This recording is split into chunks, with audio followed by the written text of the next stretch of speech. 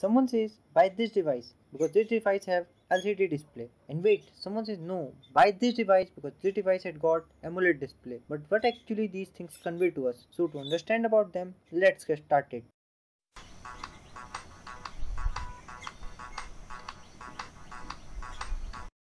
Yes, these are the panel types of display. There are majorly 5 panel types of display or display panel. Other are also there, but mainly these 5 are used. So the first one we have got is LCD display panel, and the second one is LED display panel, and third one we have got is OLED display panel, and the fourth one is AMOLED, and the fifth, which is last, is S-AMOLED.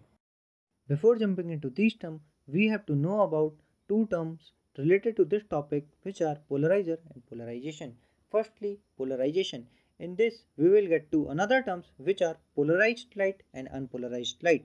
So, a polarized light wave is that light wave in which vibration occur in a single plane, and an unpolarized light wave is that light wave in which vibration occur in more than one plane. Now, let's finally understand polarization.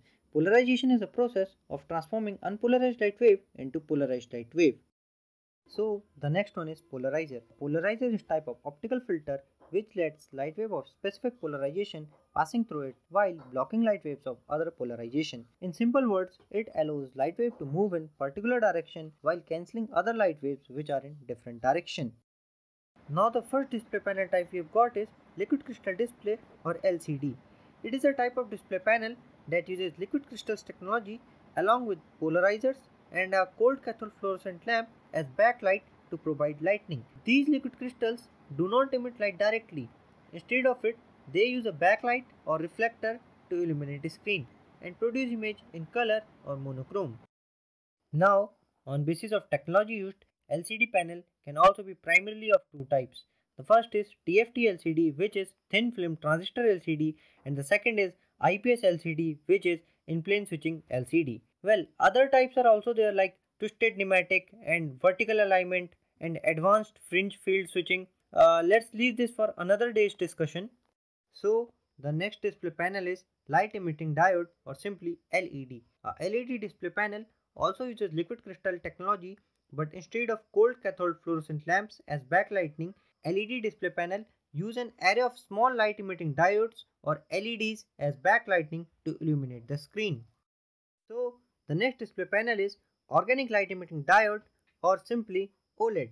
OLED display panel is made by putting a series of organic thin films between two conductors, and when electric current is applied to this type of structure, it emits a bright light. Unlike LCDs and LEDs, they don't require backlight, so they can be thinner and weigh lesser. So finally, OLED uses an organic substance that glows when electric current is introduced, and these displays can be thin and flexible too. Now, the next display panel is active matrix organic light emitting diode or simply AMOLED. In AMOLED display panel, the first two words A and M refers to active and matrix respectively. The active matrix refers to the technology which is used for addressing pixels. AMOLED display panel uses a thin film transistor or TFT which contains a storage capacitor which maintains the line pixel states. So AMOLED display panel is a type of OLED which uses active matrix technology.